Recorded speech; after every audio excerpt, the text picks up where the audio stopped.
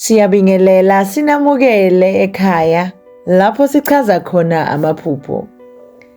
Namuhla ke sizobheka izincazelo ngokuphupha ulwa.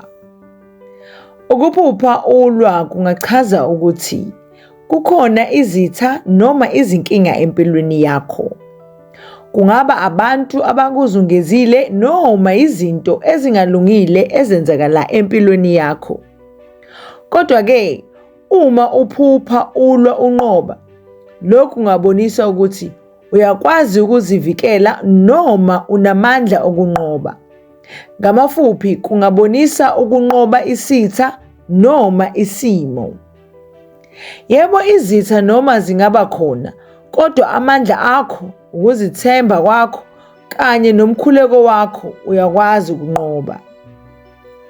Kodwa ke uma uphupha ulwa unqotshwa, lokhu kungabonisa ukunqotshwa, ukudangala noma ukuphelelwa ithemba empilweni.